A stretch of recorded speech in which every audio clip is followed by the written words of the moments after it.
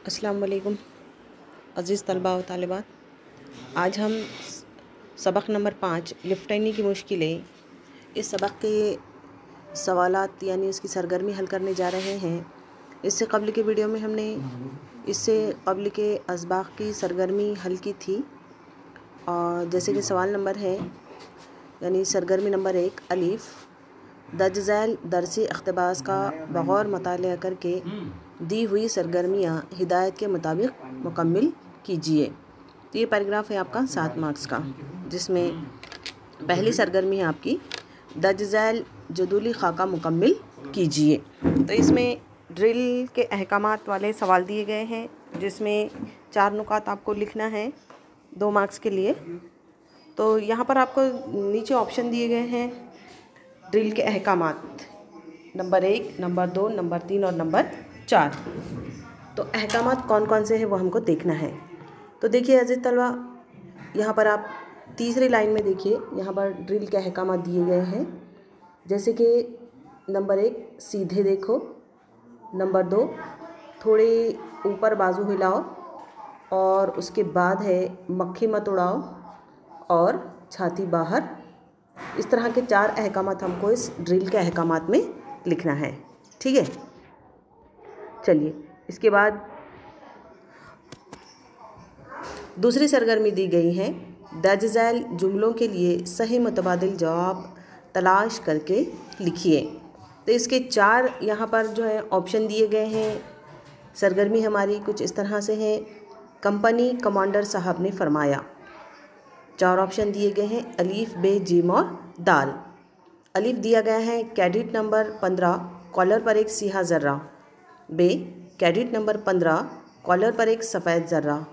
और gym cadet number 15 collar पर एक सिया धब्बा। और दाल है कैडेट नंबर 15 कॉलर पर एक सफ़ेद धब्बा। तो जैसा हम इस पैराग्राफ का मुताला करेंगे तो उस पैराग्राफ में हमको ये पढ़ने को मिला है बे कैडेट नंबर 15 कॉलर पर एक सफ़ेद ज़र्रा। जवाब उसका बे है,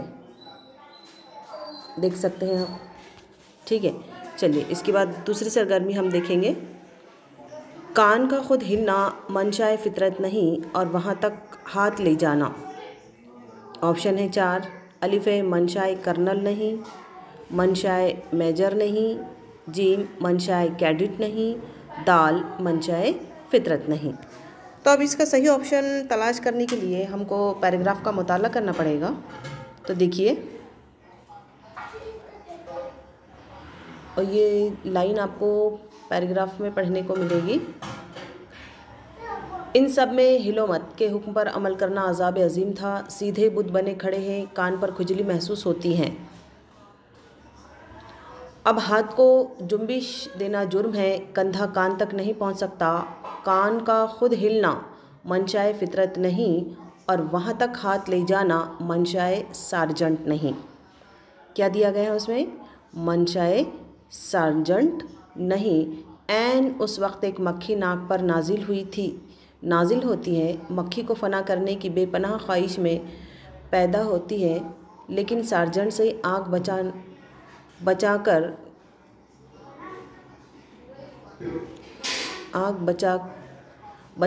करामन का तबयन से आँख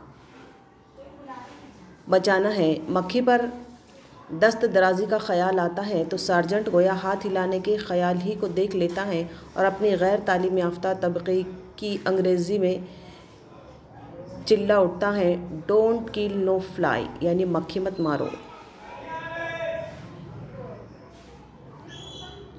सही जवाब आएगा इसका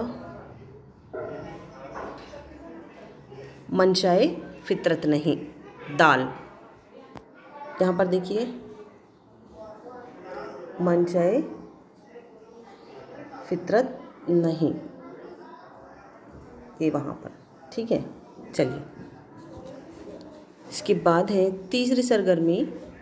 सार्जेंट गोया हाथ हिलाने के ख्याल ही को देख लेता है, और इसके 4 ऑप्शन दिए गए हैं। अलीफ़ अपनी तालीमी याफ्ता तबके की अंग्रेज़ी में चिल्ला उठता है, अपनी गैर तालीमी याफ्ता तबके की उर्दू में चिल्ला उठता है। जीम अपनी गैर तालीमी याफ्ता तबके की अंग्रेज़ी में चिल्ला उठता है। और दाल अपनी तालीम याफ्ता तबके की उर्दू में चिल्ला उठता है। तो जैसे कि हम यहाँ पर पढ़ चुके हैं, जो जुमला यहाँ पर दिया गया है वो है अंग्रेज़ी डोंट किल नो फ्लाई। तो जाहिर सी बात है अंग्रेज़ी में अलिफ वो अपनी तालीम याफ्ता तबके की अंग्रेज़ी में चिल्ला उठता है। सही जवाब उसका ये रहेगा। देखिए यहाँ पर आप देख सकते हैं इस पैराग्राफ में अपनी तालीम याफ्ता तबके में चिल्ला उठता है, यानी सही जवाब उसका अलिफ। ठीक है, चलिए नेक्स्ट। चौथा जुमला है हमारा, हमें महसूस होता कि। अब क्या महसूस होता है, उसके 4 यहाँ पर ऑप्शन दिए गए हैं। अलिफ है, कान खुजाना और गाल सहलाना भी किस कदर अजीम अयाशी हैं। बे है, गाल सहलाना और मक्खी उड़ाना भी किस कदर अजीम अयाशी है। जीम है, कान खुजाना और मक्खी उड़ाना भी किस कदर अजीम अयाशी है। और दाल है, कान खुजाना और नाक खुजाना भी किस कदर अजीम अयाशी है। तो हमको इस पैराग्राफ का मुताला करना पड़ेगा, तब जाकर हम इसका सही ऑप्शन तलाश कर पाएंगे। हमें महसूस होता कि, देखिए यहाँ पर पैराग्राफ को हम पढ़ेंगे। हमें महसूस होता, जुमला हमारा कुछ इस तरह से है, हमें महसूस होता कि। हमें महसूस होता कि, ये देखिए यहाँ पर हमें महसूस होता कि कान खुजाना और मक्खी उड़ाना भी किस कदर अजीम अयाशी है। ठीक है, तो हमको कहाँ मिलेगा ये जुमला, कान खुजाना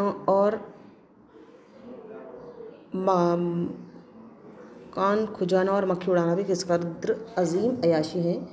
सही ऑप्शन है इसका जीम। ठीक है, चलिए अब इसके बाद हम देखते हैं सबक नंबर 6 की सरगर्मी रुस्तम व सोहराब। एक्टिविटी यानी सरगर्मी कुछ इस तरह से है। दर्ज झैल दरसी इख्तबास का बगौर मुताला करके दी हुई सरगर्मियाँ हिदायत के मुताबिक मुकम्मल कीजिए। जिसमें पहली सरगर्मी दी गई है आपके शिब की खाका मुकम्मल कीजिए। यहाँ पर देखिए ख़ानदान का चराग कौन है, सोहराब, और माँ और बाप। तो यहाँ पर हमको लिखना है सोहराब के माँ का नाम और उनके वालिद का नाम। इसके लिए हमको इस पैराग्राफ का मुताला करना पड़ेगा। देखिए, सोहराब भाग जा इस दुनिया से किसी दूसरी दुनिया में भाग जा, तूने साम व नरीमान के ख़ानदान का चराग बुझा दिया है। कौन से 2 नाम आएंगे ख़ानदान के चराग में, साम व नरीमन। ये देखिए यहाँ पर इसमें आएगा साम और इसमें आएगा नरीमन। ठीक है, चलिए अब देखना है सोहराब के माँ का नाम। तारीक जंगलों में, पहाड़ों के गारों में, समंदर की तह में तो कहीं भी जाकर छुपे, लेकिन मेरे बाप रुस्तम के इंतकाम से न बच सकेगा।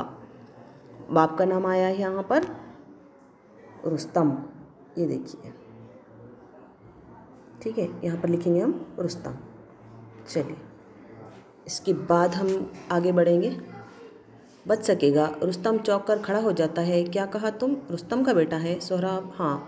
रुस्तम, तेरी माँ का नाम? सोहराब, तहमीना। क्या है सोहराब की माँ का नाम? तहमीना। यहाँ पर देखिए क्या लिखेंगे हम यहाँ पर, तहमीना। ठीक है, चलिए ये सरगर्मी हमारी यहाँ पर मुकम्मल होती है। इसके बाद दूसरी सरगर्मी हम देखेंगे इसी पैराग्राफ की। दर्ज झैल सरगर्मी एक जुमले में मुकम्मल कीजिए। तो यहाँ पर 2 मार्क्स के लिए 2 सवाल दिए गए हैं। रुस्तम का घबराहट में किया जाने वाला अमल। अब कौन सा वो अमल है जो रुस्तम ने अपने घबराहट में किया, वो अमल हमको देखना है। वो अमल कब देखेंगे हम, जब इस पैराग्राफ का मुताला करेंगे। चलिए सवाल, रुस्तम का घबराहट में किया जाने वाला अमल। तो यहाँ तक का तो पैराग्राफ की रीडिंग हम कर चुके हैं। आगे देखिए, रुस्तम तेरे इस दावे का सबूत, सोहराब इस बाजू पर बंधी हुई मेरे बाप रुस्तम की निशानी। रुस्तम झूठ, गलत, धोखा दे रहा है, मुझे पागल बनाकर अपना कत्ल का इंतकाम लेना चाहता है। घबराहट के साथ सोहराब के बाजू का कपड़ा फाड़कर अपना दिया हुआ मोहरा देखता है। घबराहट के साथ सोहराब के बाजू का कपड़ा फाड़कर अपना दिया हुआ मोहरा देखता है। जवाब क्या आएगा? रुस्तम का घबराहट में किया जाने वाला अमल ये था कि रुस्तम घबराहट के साथ सोहराब के बाजू का कपड़ा फाड़ लेता है और अपना दिया हुआ मोहरा देखता है। जवाब हमारा कुछ इस तरह से आएगा, ये यहाँ पर देखिए, ठीक है। चलिए, इसके बाद दूसरी सरगर्मी है, रुस्तम ने खुद को जिन अल्फाज में कोसा उन्हें तहरीर कीजिए। अब कौन से वो अल्फाज थे जिसमें रुस्तम ने अपने आप को कोसा था, वो अल्फाज हमको देखना है। देखिए, वही मोहरा वही निशानी, सर पीट कर क्या किया अंधे पागल जल्लाद, ये क्या किया। खुद को कैसा कोसता है, कौन से अल्फाज में अपने आप को नवाजता है, कौन से अलक़ाब अपने लिए इस्तेमाल करता है, वो हमको देखना है। अल्हम्दुलिल्लाह, ये देखिए यहाँ पर दिया गया है। वो कहता है क्या किया अंधे पागल जल्लाद, क्या किया। इस तरह के अल्फाजों से वो अपने आप को कोसता है, ठीक है। चलिए, उसके बाद देखना है हमें, रुस्तम ने वालिदैन की शफ़क़त पर इजहार ख़याल कीजिए। वालिदैन की शफ़क़त पर इजहार ख़याल, ये आपका क्या है, सवाल जो है वो इजहार राय का है। इस सवाल में आपको लिखना है वालिदैन की शफ़क़त किस तरह से होती हैं, वालिदैन अपनी औलाद पर किस तरह से मोहब्बत निछावर करते हैं, किस तरह से उनके लिए हर हाल में हर चीज़ का इंतज़ाम करते हैं, ये सारी बातें आपको लिखना है इसमें, ठीक है। ये सवाल रहेगा आपका 3 मार्क्स का, इजहार राय वाला सवाल।